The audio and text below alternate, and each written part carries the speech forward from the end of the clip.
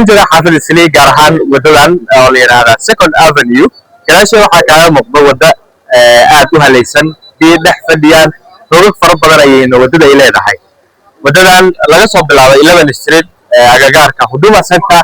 ilaa iyo waxa ay muuqata 7 Street in ay wadada meel fara badan ay hoog ay noqotay ay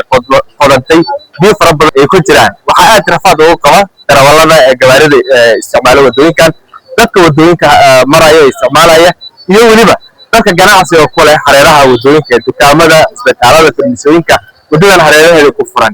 sababtoo ah nadaafad xumada wadada dhex taalo biyaha wadada taale aad u soo uraya iyo waliba gaariga soo mara biyihii gaariga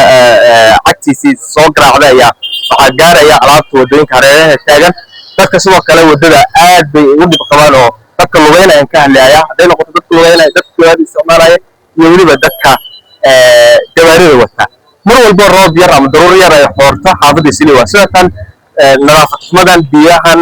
wadooyinka dhex fadhiya iyo wadooyinka burbursan ayaa keenaya in xaafadda laga cararo inta badan xaafadda Islii waxa la yiraahdaa waa xarunta ganacsiga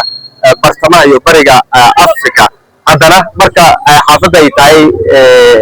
muuqaalkeeda ayaa sidaan ah nadaafad xumadan wadooyinka burbursan wadooyinka ciriiriga ah gadaashay wadada kaaga muuqata waa wadada Second Avenue waxaan taaganahay 8th Street wadada aad u xun tahay biyo ayaa meelaha qaar fadhiya meelaha qaar waa hub gawaarida wadada isticmaalaya aad ugu dhib qabaan dadka lugeynaya wadada dib ay ku qabaan dadka ganacsiga kale wadada hareeraheeda labada dhinacba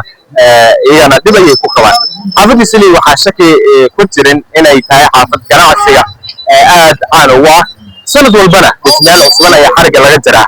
xaafadda Islii dhismayaal qurux badan oo waaweyn ayaa ku yaala haddana arinta la yaab kale waxay tahay wadooyinka hormara dhismayaasha quruxda badan ee dhaadheer sanad walba xariga laga jira ayaa ah kuwa hadda ku muuqda daruur yar marka ay daada wadooyinka sidaan ay wax laaban lama dayactiro sidoo kale ma jirto cid wadooyinka marka ay biyaha ay fadhiisaan biyaha ka saarta su'aasha isweydiinta mudan ayaa waxay tahay maxay xaafadda Islii sidaan ay u tahay haddii ay tahay xarunta ganacsiga bariga iyo bartamaha Afrika nadaafad xumada iyo wada xumada ee xaafadda Islii maxaa xal looga heli laayahay su'aashaasi ah su'aasha inta badan ganacsatada xaafaddan isweydiinayaan su'aashaasi ah su'aasha ay u baahan in madaxda xaafadda Islii ay ka jawaabaan